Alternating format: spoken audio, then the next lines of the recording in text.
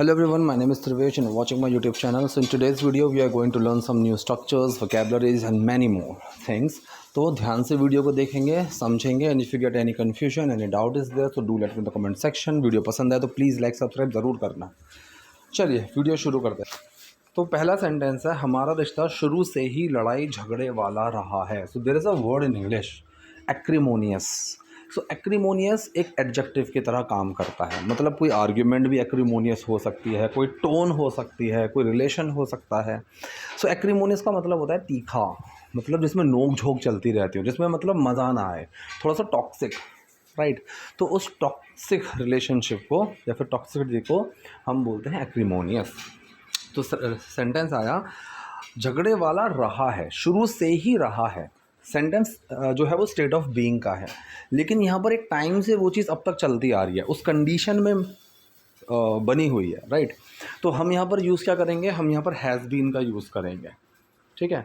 तो सेंटेंस बना, our relationship has been acrimonious from the very beginning. अब यहाँ पर सिंस का अगर आप यूज़ करना चाहते हो, राइट, तो कर सकते हो, लेकिन वो इस कॉन्टेक्स्ट में ऐसे नहीं यूज़ कर पाओगे, राइट। तो सिंस के साथ वो टाइम लगाना पड़ेगा, जब से शुरू हुआ।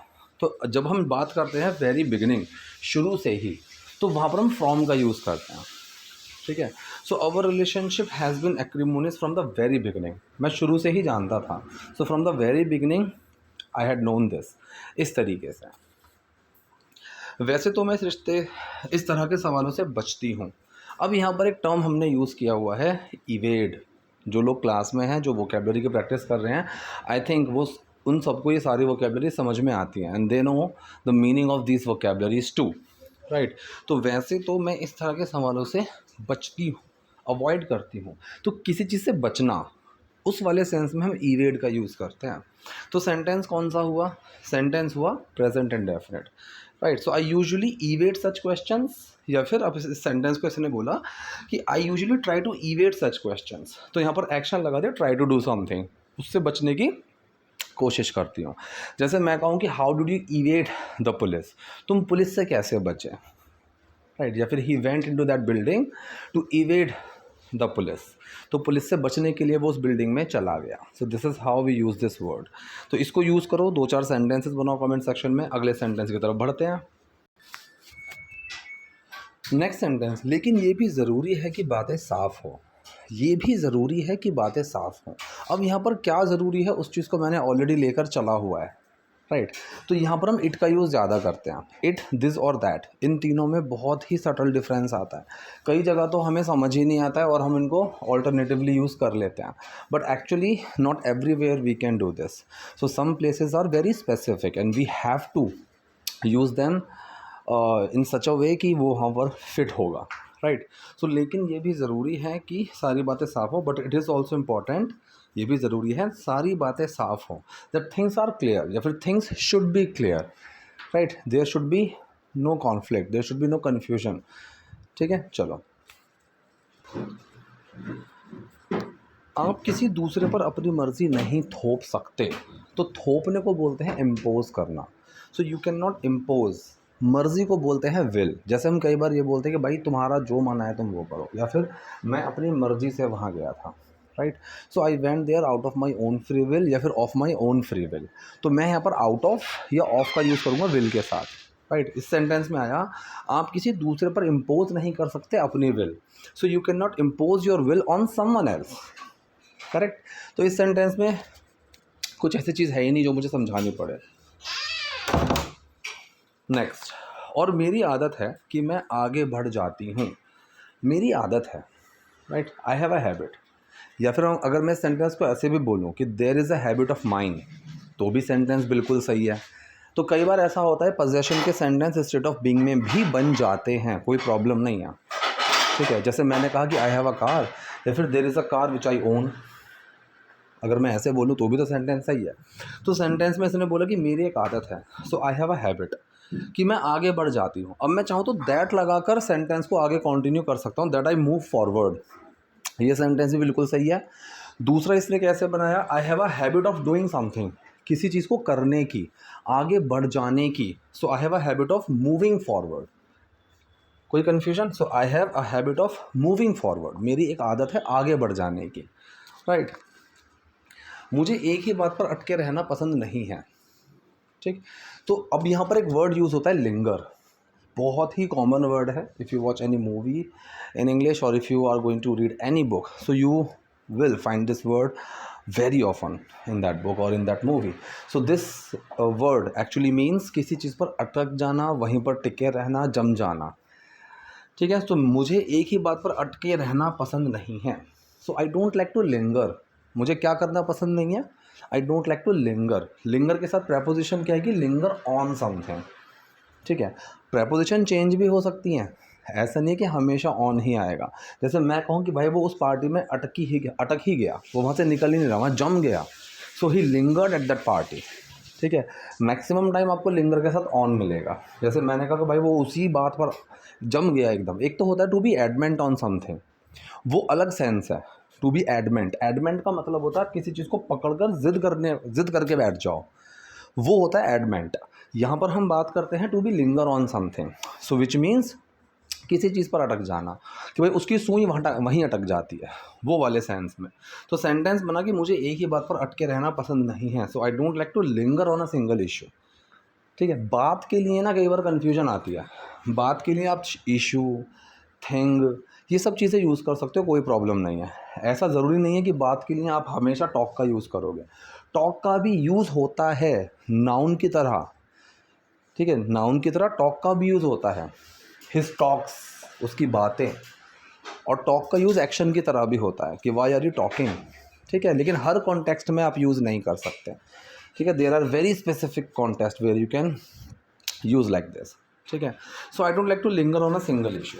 सेंटेंस बन गया, मैंने अपनी तरफ से पूरी कोशिश की थी कि मैं सब संभाल लूँ, ठीक है। अब देखो ये जो सेंटेंस है, मैंने अपनी तरफ से पूरी कोशिश की थी कि मैं सब संभाल लूँ, और फिर आगे लेकिन आखिर में आकर मैंने ही हाथ खड़े कर दिए। यहाँ पर एक साथ पूरी बात चल रही है। मैंने पूरी कोशिश की थी कि सब संभाल लूँ, लेकिन मैंने फिर हाथ खड़े कर दिए। तो यहाँ पर मैंने हाथ खड़े कर दिए, उससे पहले मैंने कोशिश की थी कि मैं सब संभाल लूँ। तो जब दो पास्ट के सेंटेंसेस एक साथ इस तरीके से आते हैं, तो जो काम पहले होता है हम उसको पास्ट परफेक्ट में बनाते हैं। हालांकि ये पूरी तरह से 100% मैंने अभी बताया नहीं है, क्योंकि मैं उसको अगर बताने जाऊँगा तो this video might be very long, which मैं नहीं इस चीज़ को इतना भी कर पाऊँगा, ठीक है। तो फ़िलहाल अभी इस चीज़ को समझो। हाँ, तो इस यहाँ पर जो पहला सेंटेंस है वो बात जाएगा पास्ट परफेक्ट में। So I had tried my best, मैंने अपनी पूरी कोशिश की थी कि मैं सब चीज़ संभाल लूँ मतलब मैनेज कर लूँ, मैनेज करने की। So I tried my best to manage everything on my side, ठीक है। ऑन समवन साइड, इसका मतलब होता है अपने तरफ से। फ्रॉम माई साइड लगाना चाहो लगा सकते हो, लेकिन उसका सेंस अलग चला जाएगा कि this gift is from my side, ठीक है। तो यहाँ पर इस वाले सेंटेंस में अगर मैं ऑन की जगह फ्रॉम लगा भी दूँ, जैसे मैं सेंटेंस बोलूँ कि I had tried my best to manage everything from my side, तो भी सेंटेंस नेचुरल है, बिल्कुल सही है, कोई प्रॉब्लम नहीं है। तो इसमें दोनों चल जाएंगे, ऑन भी चल जाएगा, फ्रॉम भी चल जाएगा। और फ्रॉम का जहाँ पर प्रॉपर कॉन्टेक्स्ट है, जो मैंने आपको बताया कि ये चीज़ मेरी तरफ से है, this is from my side, वहाँ पर आप और नहीं लगा पाओगे। लेकिन इस कॉन्टेक्स्ट में दोनों यूज़ कर सकते हैं, नो प्रॉब्लम।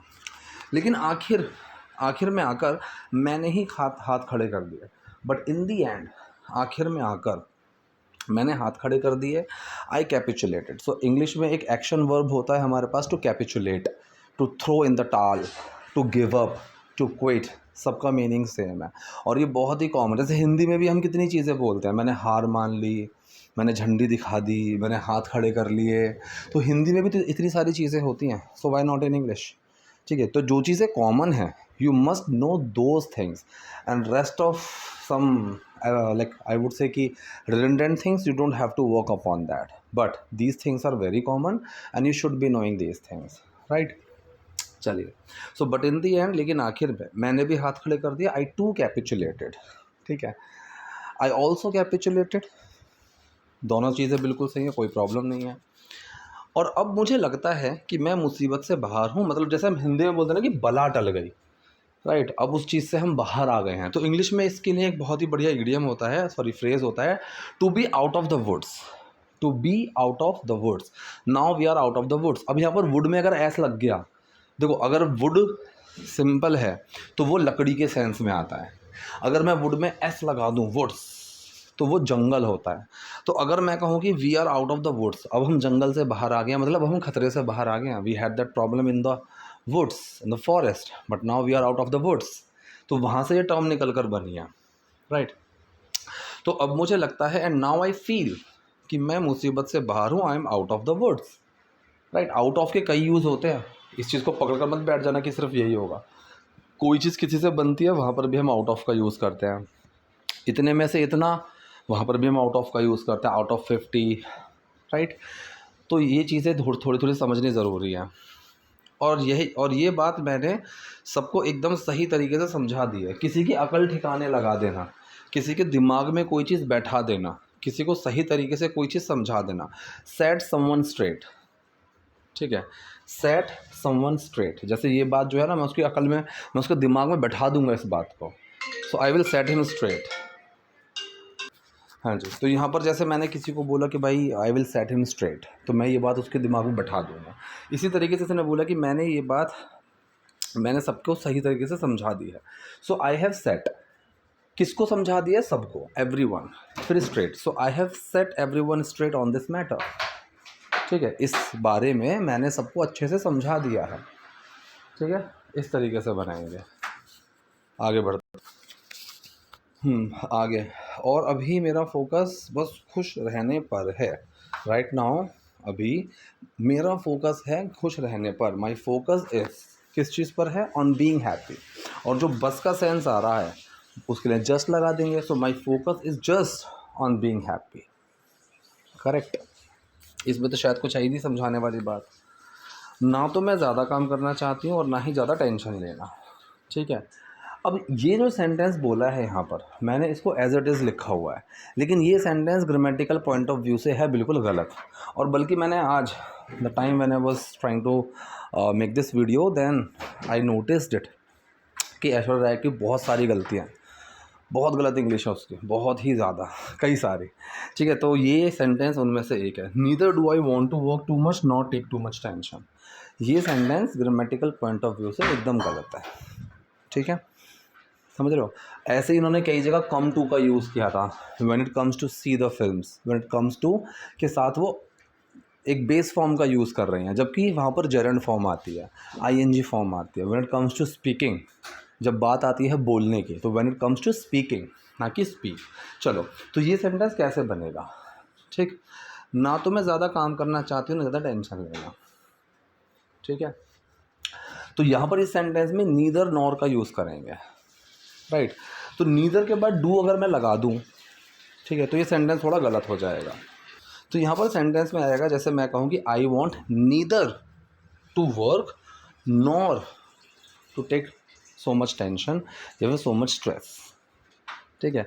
तो नीदर और नॉर का जो है ना, वो साथ में चलता है, ठीक है।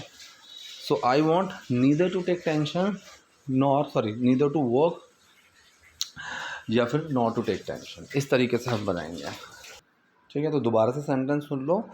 आई वॉन्ट, वो आगे चला गया, ना तो काम करना, ठीक है, और ना ही टेंशन लेना। So neither to work too much not to take too much tension. तो इस तरह से फॉर्मेशन रहेगी। तो नीदर नॉर का जो सिनेरियो है, जो उसकी हार्मनी है, वो सेम रहेगी, ठीक है। बस जीवन को अच्छे से जीना है और खुश रहना है। कोई काम करना है, need to, have to, want to, suppose to, इन सब चीज़ों का यूज़ करेंगे। यहाँ पर मुझे वो काम करना है, राइट। तो यहाँ पर बात आ रही है चाहत की, मतलब वो चीज़ करना चाहती है कि मुझे अच्छे से जीना है, जस्ट वांट टू लिव, ठीक है, life well. So I just want to live life well, अच्छे से जीना है और खुश रहना है, एंड बी हैप्पी, ठीक है। अब यहाँ पर आई वॉन्ट टू लिव, ये एक्शन है कि जीना है, और फिर मैंने बी लगाया, तो बेसिकली ये टू के बाद बी लगा हुआ है, टू बी हैप्पी, खुश रहना है। तो यहाँ पर क्या, खुश रहना कंडीशन होती है। अगर मैं इसमें कोई एक्शन लगाता, जैसे कि मुझे अच्छे से जीना है और क्रिकेट खेलना है, so I want to live life well and play cricket, end के बाद प्ले की बेस फॉर्म आ जाती। लेकिन अब भी हम जब यहाँ कंडीशन की बात कर रहे हैं, तो एंड के बाद बी की बेस फॉर्म आ जाएगी, and be happy, right. So I think video आपको यूजफुल रही होगी। कोई डाउट कोई क्वेरी है तो let me know comment section. Video पसंद है लाइक कीजिए, नए हैं लाइक सब्सक्राइब दोनों कीजिए। Thank you.